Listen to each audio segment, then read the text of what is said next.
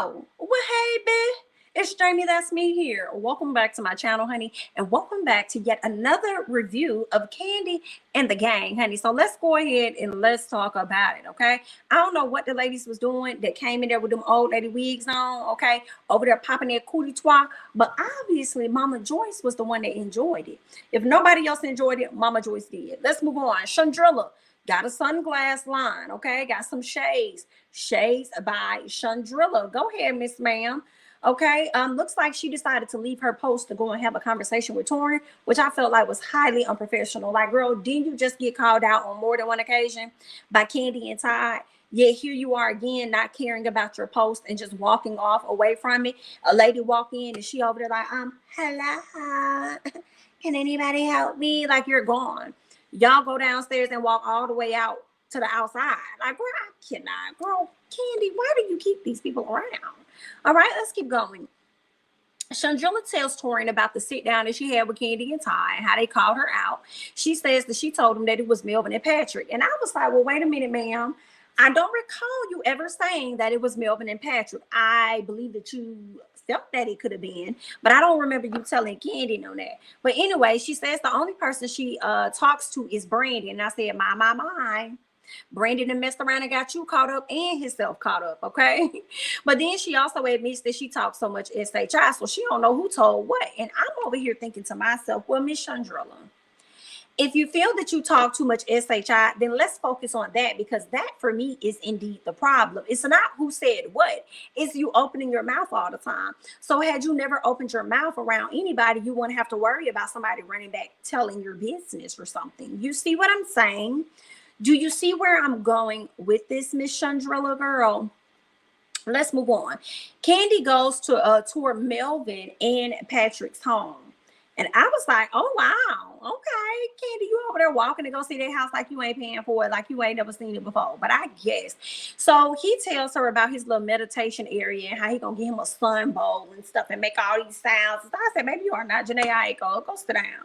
You know you ain't got no zen in you for real, Patrick. But anyway, right? So Patrick says that she was like, first of all, Kandi said, well, baby, when did you start doing all these? He said, oh, when I started dating Safari. So now Kandi is starting to slowly be taking it back herself, because she's like, this girl got you changing a whole lot. Like, what is this about? Right? Got you changing. What's going on? Right? So everything he does, he says Safari did this, Safari did that. So Kandi's concerned. Okay. Kandi asks, what about the housewarming though? He says Safari don't like it. She don't want me to have a housewarming. She don't like it.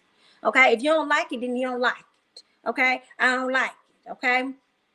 Kandi says, well, I understand that she may be concerned about, Chandrilla coming over because y'all have a past or whatever. I get that. But at the same time, here's the thing. I love how she broke this down to him, because I had already said this in the past, okay? She just basically talked to him about, in the beginning, number one, it seems like Miss Safari trying to control everything.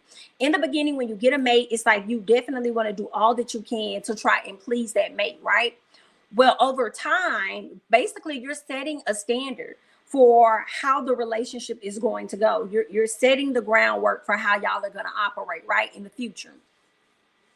And over time, you're going to get tired of that. You done gave up all your things. You probably done lost some friends and stuff because you ain't really hanging out. They moving on and stuff like that. After a while, that's not who you are. You got to be able to be who you are in this relationship as well. And Kandi's like, I think you should have the housewarming because that's something that you want. And she should just deal and support you in that. And I agree with Kandi. Okay, 100%. Go on, do what you want to do. Go on, have your housewarming and all of that. And she just gonna have to deal. It doesn't mean Chandrika got to come over. Okay, she ain't got to come over, but still have at least that. So let's move on. That was that. He also said, okay, then you done hype me up, Miss Kandi girl. You done hype me up, so I'm with you. I'm going to do it. I'm going to throw whatever it is that I want. You're right. I'm going to do it. And Kandi like, okay, baby, that's what you're saying now. That's what you're saying now. But we're going to see how long you're going to be doing all that fast talking. Okay. Now, let's move on. What else happened? Dawn, Juan, Phil, Kandi, and Ty, they all link up. Okay.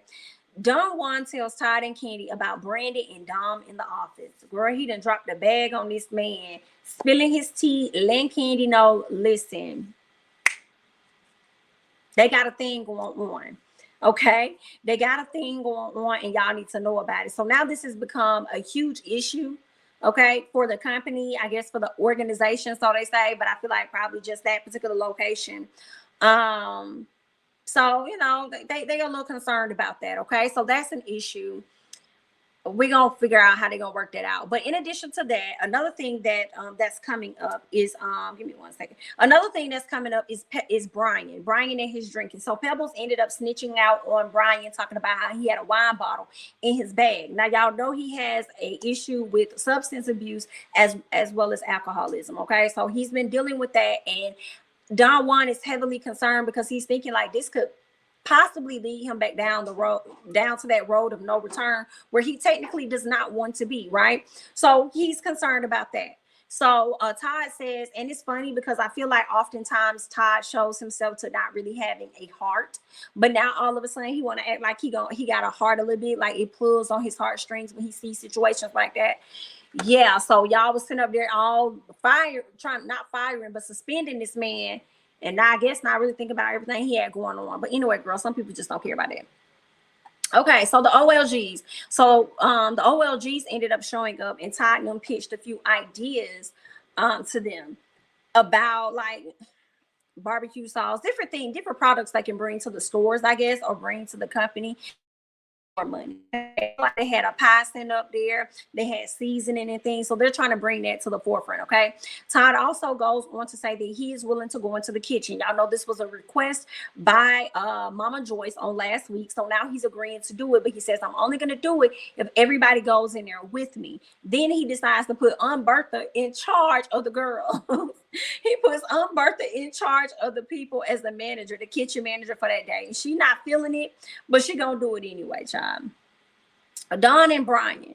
So Don Juan goes to him to question him about the wine. Okay, Brian says that he just wanted to drink wine. It ain't like he out here drinking hard liquor. He says that he is using the wine as a scapegoat instead of using a lot of liquor. Okay, he feels like he can control himself better with wine instead of going to the hard items.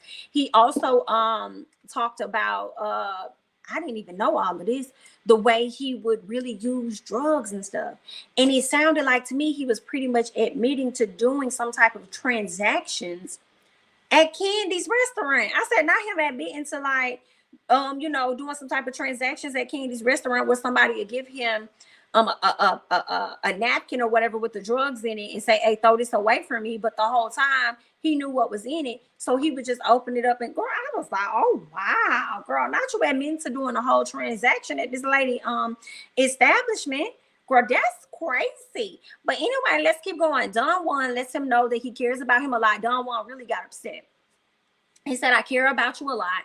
Okay, the last time you went through this, I wasn't fully aware of everything that was going on with you, and I just won't feel right knowing these things about you, and knowing that I could possibly help you in some way. Like, it just doesn't make me feel comfortable. And Brian is like, I hear that, I appreciate that, but at the end of the day, I got this.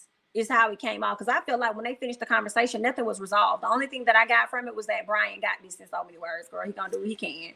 All right, he ain't gonna go down that road until he go down that road. So prayerfully, he never go down that road. But let's move on. Oh, he also opened up about his sister and how she passed away. Remember, he said that she died by suicide. She had a large bottle of alcohol next to her. So I'm thinking that she drowned herself in the alcohol. No, she decided to cap herself in her head, and I hate that so bad for him. And it happened like probably 3 months prior. Still so extremely new. Like, oh my God, I don't know how he dealt, but I really felt bad for him. Okay, so he feels like he's functioning much better than what he was. So we'll see, y'all. Let's go to Safari and Patrick. She brought things over to the house for them to do meditating and things. Okay, he ended up telling her about Kandi and how Kandi feels like he's not being his true self. Okay, and what he ends up letting her know is, I'm gonna have the housewarming and you're gonna support me. And she was like, yeah, I'm gonna support you. I said, okay, all right, cool. And she says that, yeah, she gonna support him because she know that Chandrilla not coming. And then she also goes on to say something like, Well, she said, it's not that I'm not trying to control him. Like, he can do what he want to do. X, Y, Z. I wasn't hearing nothing. She said, you saying that you're not controlling him and he can move how he wants to move or whatever like that. But you also said that you don't want nobody knowing where he stays. You also said you don't want nobody knowing where he stays. So yeah, you are trying to control that man, girl. Okay, so there's that. We get to Chandrilla and Rashad. She brings up the combo of him and every she brings up the combo about, you know, the Kandi situation, and she's still trying to figure out like who said what. Who told on me, girl? She's still trying to figure that out. Rashad don't know what's going on. He said he ain't do nothing. But what's funny to me is that Rashad went and told Don Juan on her. Okay, so Don Juan ended up pulling Chandrilla out to the side. And he's like, yeah, I've been hearing that you've been running around here trying to find out who said what to Kandi and Todd. And she's like, yeah, I've been trying to figure that out. He said, well, what if I told you that it was me? And what if I told you that I have actual audio of you saying that? Now, first he asked her if she said it, and she said no. So then he turned around and he played the audio for her. And she was like, oh, I said that. But, you know, I was just trying to like make an example or something. He was like, nah, girl, you sat up here and you lied to my face, but now I got some true stuff on you, okay? All right, so you need to be mindful of those type of actions. You out here worrying about the wrong thing instead of being out here doing your job, girl. Get back to work. So there's that, okay? He also told her, if you're not going to lead the change or be the change, then ma'am, you're the problem. Okay, and she is, okay? I guess she's recognizing that she's a problem. She needs to own her own SHI, and let's move forward. Okay, OLGs arrived for the day in the kitchen. Girl, I'm hollering because one of the producers tried to touch Bertha on her back. And she did this little thing, like, get off of me. But it was funny because she tried to equate a person tapping her on her back to them tapping her on her booty. Okay? Girl. Too funny. Because what Mama Joy said, you thought they was touching you up here. She's like, no, I'm talking about back here. That's what I'm talking about. They touching me back here. And he don't need to be touching me like this. She looked back at him like, you liked about got slapped. Girl, a kiki and a cackle. A kiki and a cackle. She said the only way you could touch on her like that is if you young and you got a lot of money. You could touch on her wherever you want to. Bertha is a mess, okay? So they go work in the kitchen. It's hilarious because Todd is finally being able to see exactly how hard it is to work in that kitchen, especially when people are coming back saying that, you know, food is cold. And Todd over here expecting everybody in the kitchen to really know, hey, what's happening? Okay, if this eye ain't on or this ain't doing this or that, like y'all supposed to be on top of it. Yeah, they do, and I'm sure that they are. Okay, but you also need to make sure that your equipment is on top of the game as well. Make sure that your equipment is working as well, because mind you, y'all ain't got no generator. Okay, so just make sure that your equipment is working also.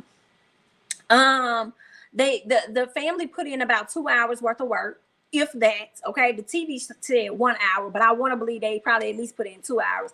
But it still wasn't nothing, and I hated it because with the small amount of time that they did get, I feel like Todd is going to use that as a way to say to other people, I know how he goes in the kitchen, and he only been in the kitchen for a millisecond. Okay, and try and act like, oh, he know everything and know the workings and stuff like that. Girl, anyway, he got in there and he did it, child. So we'll see what's gonna happen after that. Good luck. Let's move on. Mama Joyce and Safari. Mama Joyce goes to get this butt lift. Kandi talks to Safari about this house party. She says that she isn't controlling him, but she thought that he was going to invite people that didn't like her. And I'm like, well, who's the people that didn't like you? She said Chandrilla. I'm like, girl, that's a person. That's not people. Who are the people that you're talking about? Right? But then you want to tell Kandi that you're not trying to control him. But I don't believe Kandi was buying that at all. Especially, like I said, when you came back and said that people don't need to know when you stay. Girl, listen, if he gonna cheat, he gonna cheat. If Chandrilla gonna hop back on your man, she gonna hop back on your man. Okay? It ain't got nothing to do with where he stayed. It's because he allowed it. Okay? So calm down. Anyway, there's that. Okay? First of all, Mama Joyce, little booty and stuff. I say you better work at the age that you at, Mama Joyce, girl. I'm trying to be like you. Okay, because that booty was looking very young. Okay, Mama Joyce able to get down there and wallow with the best of the people down there, girl. Okay, girl, go ahead, Mama Joyce. Now let's get to Don Juan and Philip. So, that and Brandon, they show him some footage. Okay, they show him the footage of him and this girl getting hella cozy, real cozy. Okay, they said that's going to be an issue for the organization. I said, well, I guess, honey. So then they asked, how can we make this work? Brandon immediately sends his girl up the creek and says, I mean, I guess we can move her to a different location. Misty Boots. And Don Juan said, no, we can't. We can't move her to a different location because I can't make room for that for her. But we can adjust you. So what you want to do? Like, how you trying to move? he said that he feels like maybe we could keep the affection and all of that down. Maybe we could keep those type of things down when we're in the office or at the restaurant together, right? But I just felt like I don't know, Brandon. I ain't like that. Own your mess in it, and you should have thought about yourself. Maybe you should be let go or go to a different establishment. But anyway, they did say that they are going to consider moving him to Blaze or somewhere else. Okay, I guess the location is easier for Dom to get to versus Brandon. So I don't know what that's about. Anyway, yeah, they just talk about his management style. Don Juan feels like everybody wants Brandon to win, but he don't think Brandon wants to win himself because, of whatever issues he got going on, okay? Later on, we can see where Brandon ended up pulling up on Dom to let her know at her dance class, to let her know that they were caught on tape kissing and showing all kind of affection at the office, okay? She's trying to figure out what's going to happen. Are they going to get fired or something? And or if they got to go to a different location. And he was like, I mean, this is what I didn't like that he said, yeah, they're thinking about sending us to different locations, one like both of us or one of us or something. I'm like, no, they're not. They're only thinking about you, not her. Don Juan has made that very clear. So now you get in her face and you lying. Okay. And then he tried to convince her by saying, I mean, are you sure this is something you really want to do because you doing your dancing and you doing this? Yeah. Who wouldn't want to always have a spot open where they can come and get some quick money or whatever at the bar when they not on the road or whatever? Like, who wouldn't want to do that? And it's like easily accessible to the house. Like, what, sir? Boy, sit back. Sit back. I didn't like how he was coming at it. But either way, he says, for now, let's tone all of that down. I guess he feels like toning all of that type of lovey-dovey energy down at work is going to help. It might, because one thing about Kandi and them and OLG, they see an issue, but they don't resolve an issue. So I feel like as much as they've let everybody slide with the SHI they've been giving to the company so far, they're going to let Brandon and Dom slide just the same. Okay. So there's that. It wasn't a whole lot going on in this episode. One of the reasons why I didn't care too much to go live. So here it is. You guys are getting this uploaded video. Okay. And probably a premiere. So go ahead and hit the like button. Let me know your thoughts about the latest episode of Kandi and the Gang. Okay. If you're not already subscribed, please go ahead and do so. Also follow me on Instagram and Twitter at jamithatsme, honey, and I'll catch you guys in the next one. Bye-bye.